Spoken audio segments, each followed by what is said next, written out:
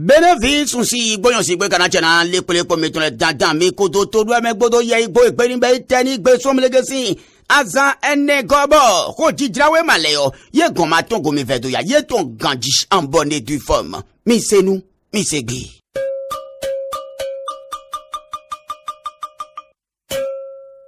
Mi c'est nous mi c'est gbe. Oh jijalawe male. Oh, mon aidé ton lait, que les outons, n'a séné millénaire, mi c'est nous, mi c'est bé. Accord ouvert avec la présidente Claudine Prudencio à propos de l'INF, où l'Institut national de la femme n'est plus rien, ne sera comme avant. Eye vok beni gbeo, agik pondo mundo najino Claudina, fiavi Prudencio, amagik pondo mundo, eye ido zeu gana, aussi, egeni gbe dada demonak penukundo, na jeundo nyon sile gorobere tomi tomeya, wegen won, o weekend demoni wayao, ye ka aussi se, unbe ya entretien gbo igbo gaji, elilek panukon ozon atomoni na gbami okponu medo, edente vitula ji ka aussi se domundo najino, mile mi ka wabo, mi edi e ka idoze gai, ho demo ka ikado di dolene, bodo, olua demoni do te, boyeni do jeun do, memoni nina undo nyon silego, memoni waka do nyon silego, memoni maili nyon si do yilonde wao, olua ni gbeo, na mi ka bedo mi watime, komi tole, na jino ni gbeo ma ugbaje, e ma do golo sande goa, e do taun, e do mundo gbe na dona, e check pipa, we na do gbe na meda ko Patrice Guillaume Tantano e ji, yeni ya udo gipo unda mundo, ye mende moni ma inyon si do yodon de le wao, e yed be adaton wanyan, ho ton do vo, tete ton e godo vo e ji, wa gipo unda mundo, nou de ma godo nou na ibake gba e ji, e ya yimende do e si, bang bang big big di che won, alo suwani go jeme, a chonku e na go be ine gajido, o seyon, e jenu pa bang bang wan bonne du famo, on pagaille, de mo e bayi bodo nyon sile bo ada de genle yo, e ma godo na tiwa, do ye kani gbeme, e wa time nu susu gaji, un wa do mudo, un talon, e do ni anle na zerote, na do kunami dobo, nu kon yani do tian bonne du fama, mon nyon sile yo, o gbekple me yo, ye do na goro na mi bo, mini do wa zoni gbe gaji, na jino Claudina, fiavi Prudencio, e lo ni do goni gbebo le potentiel monton do e gbe yo, e yan kaka do e tome, un yan de taku tona gaji, boko didrawe ma le vole go wala, info matene ya, e yan kaka do e tome, mundo ma ugbaje, o Claudina, fiavi Prudencio, e magbe, o lokpa vodo mundo, o nou kon yan yon si ton, e nan yan nou kon bang gbegbe de bo define, mi do na be gaji do jengbe gagbe, en bonne du femme, info matin do mundo ye do na fonza, un go dozo beji, un do gaji, e yan na gbelo jane yo, e ye vogbe de mo le de zedo wala na yo, et lié Institut national de la femme Claudine Prudencio et le défi de la promotion féminine et donné des nadjino losundo e gaji un blaze keleton un don nous kwa nous combat chichi ton nous koni et dans mundo zongeyo mina wa bang big dine ye madone wa amadona giwa beninwa libéré et losundo e ukanle polo gbeji un do taun un do mundo e dona gbajame jide ko ri gbe o e manya jamanu gbo wa e Prudencio dans son marigot, et de betakin ton gardina de wasonto, bang big dine, et guignoye dona badjame, a maloni do kikponda muda, o nu janua, et bedo jijo dadansen de moe jedo benevie, o gbe na, ensen watron do bonyon silesian pawe, a mwen betoni god dogiasia, o dasen fora muda, o nu babalale kwe do be do jada, gome kabi kamero trala, accord bateau, et yé que jolé gadi violence, de mon belé,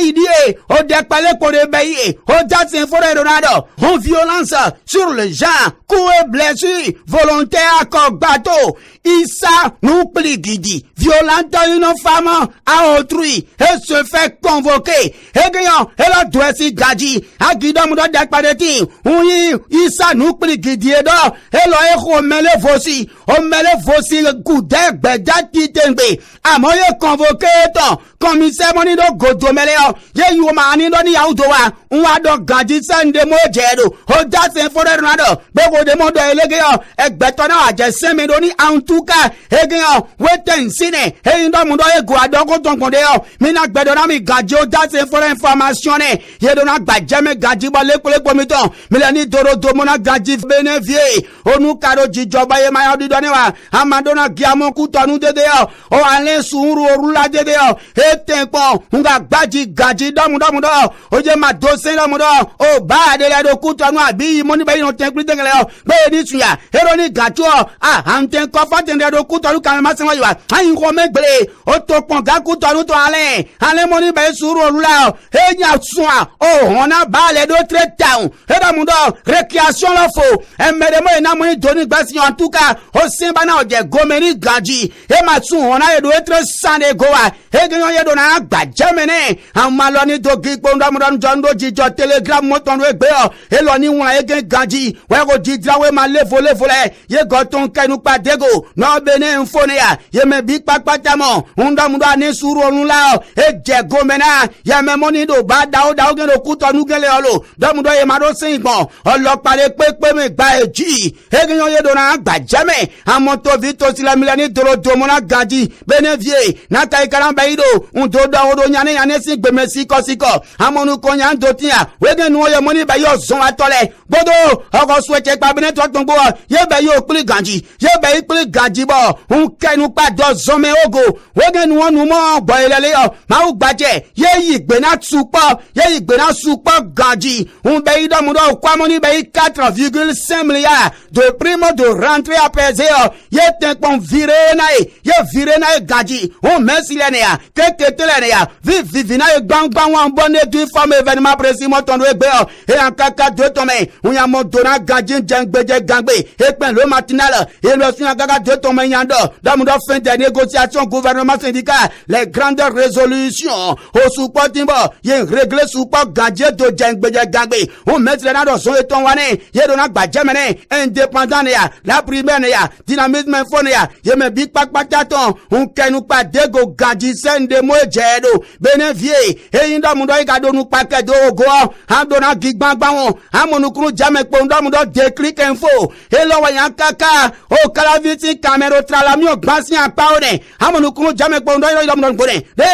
na be do mi o gban, ni do gbakpe do bene trome yo, un talon, e magbe ganji, amon, on de le kado jijo, ba e mando wa magiwa, agi kpondo mundo to vito simoni do, o glo tokpa, da kasato kamene, ajagbone ya, bodo gamu le dilekpo ekpen gro ye kon dogle yo, ye wa zepo todo en son bon, un be ido mundo ye go ye zemyon gban, un ze se doeme, kaka je tete yo, o poto kalani do en plele, amoye ma omo, o mi o gbare pepe go bi on lo mewa, un to vito sile do yan koji, kaka je tete o simoni do gro tokpa, ajagbo keke gbodo, o ye kon dopo, ye me birindo, o zindome ambone du fama, o de ton mamo mi o gbando na zawa, nu te gani zombo na zepo to ti wa tunto yen, kaka je tete bo, ye ma do a zekuran do lo meya, e do ni e ma jeunwa, le déclic, e yan kaka do to me ya mo dona gadji ndom re do na gbajame, électricité pour tout obene, talon hyper déterminé, mais on nous mo zedo wona nane, e ke pa sofa de kode agbome klavi kame, e ya lo na gadjama gipo ndom do,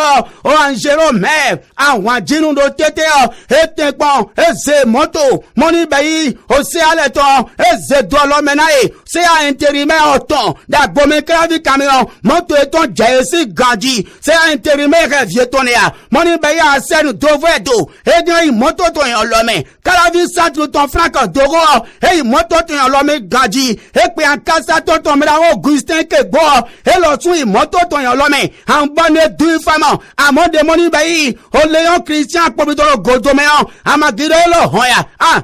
un meo, e go moto gen iwe, un bayi do mudo ina azedo, e memo ina azedo na ganji information, ana do modo na ganji bero na gbajemene, amaloni do gikpo ndo mudo onu jonwa egbedo jijo dadan sende mo jedo benefie o communal info ga tondo mudo olonu pazun iwa si an pare dede o agipo ndo mudo merago bienvenue u pe dede o elo ma u gbaje e igbodo zun atodun egbo bo agbo me klavi kamede di oye magbeta o un pagbe ne chepi pagbe ne toduna reform yoyo de mo hinwa dede o un todo olonu pazun atole si ko yi do we mame o e be inde jengbeje gbagbe wege nu bienvenue un pe e igbodo won patun egbodo agbo me klavi o ye pli gaji un timenle na eno zo gbangba o wege nu won atesation timbo ye na olonu pazun atosu po gaji un jengbeje gbagbe nu jo nesi e de grado mo olonu pazun iwa e do na yanu kon gbangba o da agbo me klavi kame titengbe e yan na gbelo jane e fo gbede won de communal de se to ran e die mo faso réforme louable